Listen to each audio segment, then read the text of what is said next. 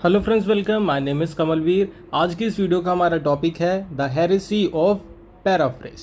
Okay, ये video हम record कर रहे हैं अप्रोचेस टू लिटरेरी क्रिटिसिज्म इस सब्जेक्ट के सिलेबस के अकॉर्डिंग। इसके अलावा भी अगर आपके सिलेबस में ये टॉपिक है द हेरेसी ऑफ पैराफ्रेज, तो आपके लिए भी ये वीडियो इक्वली बेनिफिशियल होगी।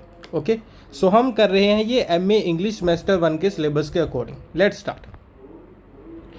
सो इसे अच्छे समझो कि पहली चीज ये है कि द हेरेसी ऑफ पैराफ्रेज है क्या। द हेरेसी ऑफ पैराफ्रेज क्या है? एसे का नेम है, एसे का नेम है। ओके, एक बुक पब्लिश होती है 1949 में, एक बुक पब्लिश होती है 1949 में। उस बुक का नाम था the well wrought urn. Okay, एक बुक पब्लिश होती है 1949 में, उस बुक का नाम था द वेल रोट अर्न। उस बुक में कई सारे ऐसे थे, उस बुक में कई सारे ऐसे थे और उन्हीं में से एक ऐसे था द हेरेसी ऑफ पैराफ्रेज। और इसको लिखा किसने है? क्लेंथ ब्रूक्स ने। क्लेंथ ब्रूक्स ने। वो कहाँ के रहने वाले थे? USA के रहने वाले थे। 1906 में उनका बर्थ होता है। अभी एक और चीज जो आपको याद रखनी है वो ये है कि क्लेंथ ब्रूक्स और ये ऐसे द हेरेसी ऑफ पैराफ्रेज ये किससे एसोसिएटेड है, किससे जुड़ा हुआ है? तो ये न्यू क्रिटिसिज्म मूवमेंट से एसोसिएटेड है, जिसे कि फॉर्मलिस्ट अप्रोच भी कहा जाता है। ओके, सो क्या बात हुई? न्यू क्रिटिसिज्म मूवमेंट या द फॉर्मलिस्ट अप्रोच इससे जुड़ा है, ये ऐसे इस पर बेस्ड है, ये ऐसे ये भी कहा जा सकता है। ओके, सो देखो, जब भी आप एग्जाम में लिखोगे ना, तो इस टॉपिक से कोई भी क्वेश्चन आता है, देखो क्वेश्चन से याद है, पहले मैं आपको ये बता दूं कि यहाँ पे मैंने कुछ क्वेश्चन भी ऐड किए हैं जो एग्जामिनेशन में पूछे जा सकते हैं, आपकी बुक में है। तो इनके आंसर भी साथ में मैं अटैच कर दूंगा, बाद में आप देख लेना, ठीक है? ये क्वेश्चंस के आंसर भी मैं अटैच कर दूंगा PDF के साथ, आप बाद में देख लेना। सो अच्छा, मैं बात कर रहा था कि जब भी आपको ना कोई भी आंसर लिखना है, मतलब कोई भी क्वेश्चन आता है इस टॉपिक से एसोसिएटेड, तो आपको फर्स्ट पेज पे पहली 3-4 लाइन में यही सारी चीजें लिखनी है, ठीक है? हेरेसी का क्या मीनिंग है? हेरेसी ऑफ पैराफ्रेज, हेरेसी का क्या मीनिंग है? An attempt to transform poetic meaning to a prose, या फिर पैराफ्रेज करना। सो क्या बात हुई? हेरेसी का मतलब है कि हमारे पास एक पोइट्री है, हमारे पास एक पोइट्री है, और हम चाहते हैं कि हमारे पास ये जो पोइट्री है, हम चाहते हैं कि इसे ना हम क्या करें, इसे हम ट्रांसफॉर्म कर दें। किस में? प्रोज में। तो प्रोज में आप इसे ट्रांसपोर्ट कैसे करोगे, ट्रांसफॉर्म कैसे करोगे? तो आप पोइट्री को क्या करते हो? एक्सप्लेन कर देते हो लाइन बाय लाइन, और प्रोज में लिख देते हो। आप लिखते हो कि इस पोइट्री में ये लिखा गया है कि एक जो इंसान होता है उसका मन बहुत चंचल है और वो हमेशा ऐसी चीज़ें करता रहता है जिससे आप कह लो कि वो सोचता है कि उसे खुशी मिलेगी, लेकिन उसे खुशी कभी नहीं मिलती। तो आपने ये प्रोज में लिख दिया, ठीक है? पोएम में कैसे होगा? मान लो ऐसे कह लो कि एक चंचलता की नदी इंसान के अंदर बही, मतलब ऐसे कुछ भी कह लो, तो ये तो पोइट्री होगी। उसे आप ट्रांसफॉर्म कर देते हो प्रोज में, यानी कि एक एक वर्ड को आपने एक्सप्लेन कर दिया जब तो प्रोज में कर दिया। तो हेरेसी का मतलब ये होता है कि पोइट्री को आप क्या करो, उसे पैराफ्रेज करो, वर्ड्स में ऐसे लिख के दिखाओ। सो अच्छा, ये एक चीज देखो, इन्हीं का कोटेशन है, ये क्लेंथ ब्रूक का ही ये कोटेशन है। वो क्या लिखते हैं? वो लिखते हैं a true poem is a simulacrum, ठीक है, ऑफ रियलिटी, यानी कि वो रियलिटी को डिपिक्ट करने की कोशिश करती है। ट्रू पोएम क्या करती है? वो ये कहती है कि वो रियलिटी के बारे में बात करे। ट्रू पोएम, ट्रू पोइट्री हमेशा आपको ये दिखाने की कोशिश करती है कि जो रियलिटी में होता है वही वो आपको दिखा रही है, ठीक है? An experience rather than any mayor statement about experience. वो कह रहा है कि पोइट्री क्या होती है? एक तरीके का एक्सपीरियंस है। पोइट्री का मतलब ये नहीं कि उसने कोई एक्सपीरियंस किया, वो आपको एक्सपीरियंस बता रहा है। वो कह रहा है ये नहीं, पोइट्री अपने आप में ही एक्सपीरियंस है। और any mayor abstraction from experience, ठीक है? तो ये तो आप एज इट इज लिख सकते हो, अगर आप एग्जामिनेशन में लिख सकते हो, अगर आपको याद रहे। ओके, सो बेसिकली कंक्लूजन ये है कि full meaning of a poem, की एक पोएम का फुल मीनिंग आप ट्रांसफर नहीं कर सकते इनटू अनदर फॉर्म, चाहे वो प्रोज हो, चाहे प्रोपोर्शनल स्टेटमेंट हो, कुछ भी हो। यानी कि आप पोएम को अगर आप एक्सप्लेन करते हो, पैराफ्रेज करते हो, तो उसका ट्रू मीनिंग खत्म हो जाता है। तो बात यहाँ पे ये है कि पोइट्री को आप एक्सप्लेन नहीं कर सकते बिसाइड पोइट्री। पोइट्री के अलावा लिटरेचर में और कोई भी फॉर्म ऐसा नहीं है जिसके थ्रू आप पोइट्री को एक्सप्लेन कर सको।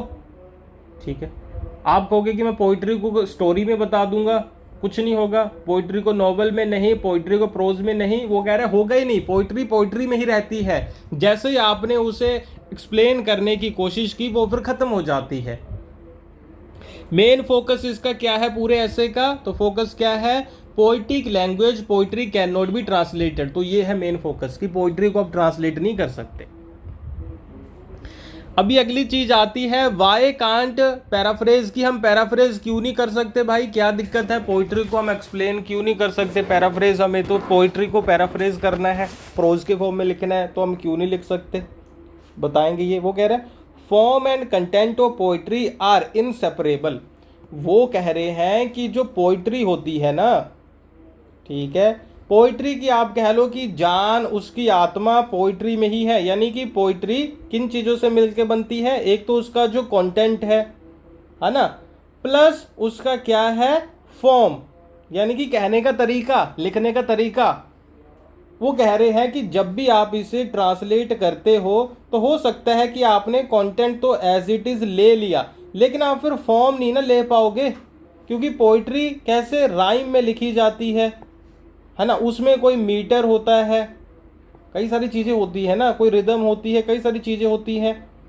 वो जो फॉर्म है, वो कह रहे हैं वो फॉर्म और कंटेंट दोनों मिलके पोइट्री बनती है, और इन दोनों चीज़ों में ही मीनिंग होता है। इन दोनों को अगर आपने अलग कर दिया, यानी कि आपने कंटेंट यहाँ से निकाल लिया और दूसरे फॉर्म में डाल दिया, वो कह रहे खत्म हो जाएगा, ये लूज कर जाएगा।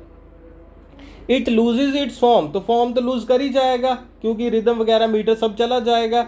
And without form there could not be same content. वो कह रहे हैं कि अगर फॉर्म सेम नहीं है तो कंटेंट भी सेम नहीं है।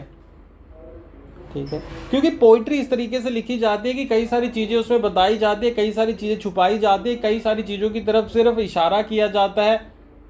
वो सारी चीज़ें जब आप लिख देते हो तो फिर वो ख़त्म हो जाता है। देखो पोइट्री में कई बार होता है कि किसी चीज़ की तरफ सिर्फ इशारा किया जाता है, तो अगर आप उसे प्रोज में लिखोगे कि उसकी तरफ इशारा है, तो हो सकता है कि पोइट ने क्या पता क्या सोच के वो लिखा है कि नहीं, और वो शायद ये चाहता है कि जिस भी चीज़ की तरफ इशारा है वो आप अपने मन से सोचे और हर एक रीडर के अकॉर्डिंग वो अलग हो।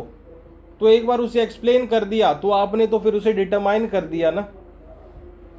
Beauty of poem exist in the form of poetry, कि पोइट्री के फॉर्म में ही इसकी ब्यूटी और इसका मीनिंग एग्जिस्ट करते हैं।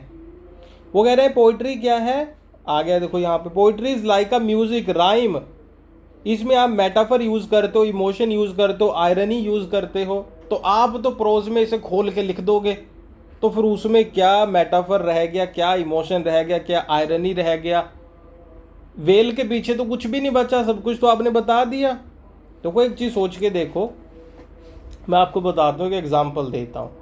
तो आप सोच के देखो कि मान लो आप कोई सस्पेंस थ्रिलर मूवी देख रहे हो, तो अगर आपको शुरू में ही ये बता दिया जाए कि लास्ट में किलर कौन होगा, या फिर आप कह लो कि ट्रेजर किसे मिलेगा, या फिर आप कह लो कि थीफ कौन था, जो मर्जी चीज़ें, कि या फिर आप कह लो कि आपको ये बता दिया जाए ये सस्पेंस मूवी में कि लास्ट में ये इंसान जीतने वाला है रेस, तो अगर आपको ये सारी चीज़ें पहले ही बता दी जाए तो मुझे बताओ आपको वो सस्पेंस थ्रिलर मूवी देखने या नॉवेल पढ़ने में मज़ा आएगा? नहीं आएगा ना। आप कहोगे यार ठीक है वो पता तो है, अभी जो मर्जी चीज़ें घुमाते रहो उसका क्या फ़ायदा, कि नहीं?